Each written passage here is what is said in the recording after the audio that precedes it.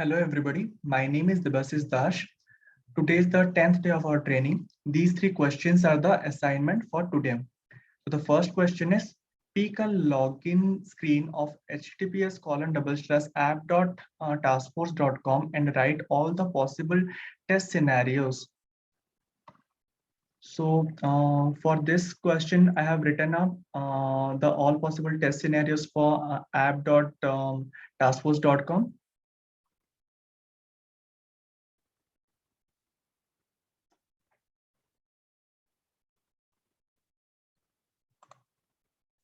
So these are the all possible test scenarios for app.taskforce.com.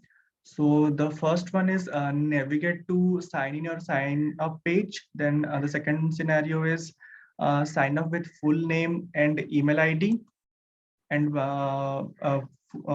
sign up with full name, email, and a password. Then the third one is sign up with invalid email and password. Then fourth one is register with valid email and password less than 6 character. Then fifth one is register with valid email and password.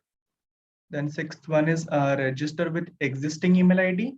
Seventh one is login with invalid mail ID and password. Eighth one is login with email not registered. Ninth one is login with invalid password.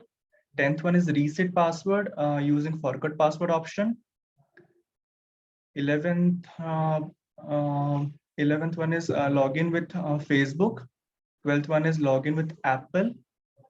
13th one is login with Google. Then 14th one is login with Amazon. Then the last one is login with valid email ID and password. So the second question is,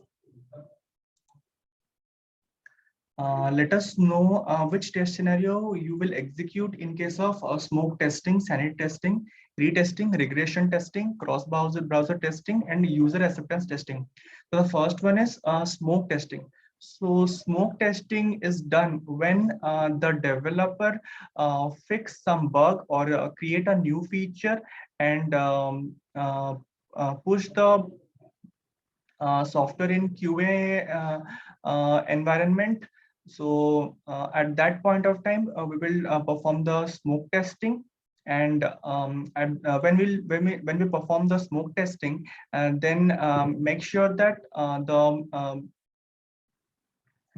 the build is stable.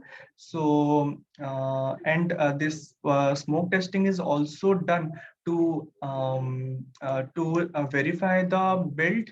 So that's why it is known as build verification testing. So in this testing, this is actually a very high level testing. So for that, we need to choose the test scenarios. So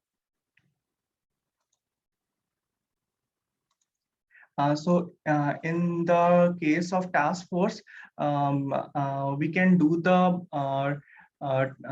smoke testing on some test scenarios, like the test scenario 1, that is navigate to sign in or sign up page. Then the number fifth one, that is register with valid. Then the number second, sign up with a full name, email, and password. Then the fifth one, register with valid email and password. Then the 10th one, reset password using forgot password option. Then login with Facebook, login with Apple, login with Google, then login with Amazon, then login with valid email ID and password. So the next testing is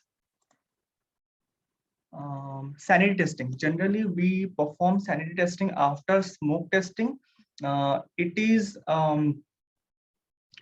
a very detailed testing, but not as detailed like regression testing.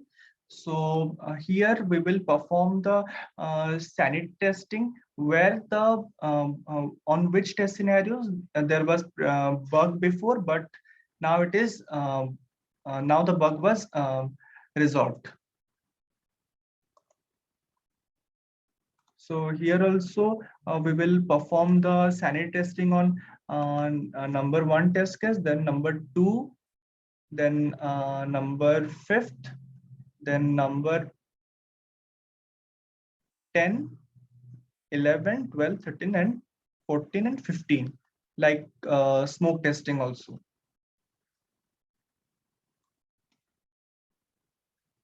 So then the third one is retesting. So generally in this testing, we generally found out all the bugs. So it is a very detailed testing. So here we need to perform the retesting in all the test scenarios. And then regression testing. Regression testing is generally performed to check the bug is fixed or not. And sometimes to fix the bug, generally the developer has to do some change in the code. So the change in code has some impact on the functionalities. So here also we have to do the regression testing on the changed functionalities, that it is working fine or not, or some changes are happened or not. So here we will also we will perform this regression testing on same test scenarios 1, 2, 5, and 10 to 15.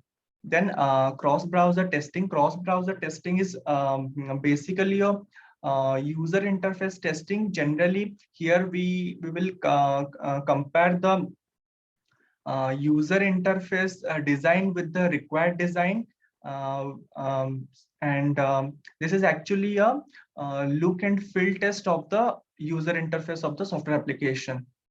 Then the user acceptance testing. So user acceptance testing is done as end user will use this application. So here this is a very high level testing. So here we have to we have to do acceptance testing on the high level test scenarios, like now test scenario number 1, 2, 5, and 10 to 15. Then what is gray box testing? Please explain with the help of an example. So gray box testing is defined as a way of software testing to test the software application with a partial knowledge of the internal structure of the application.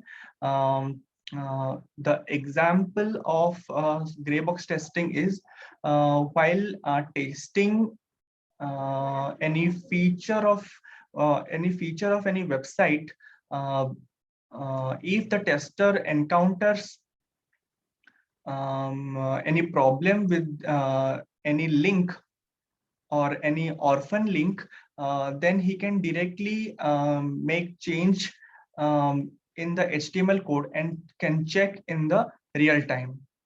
So that's all about today's assignment. Thank you.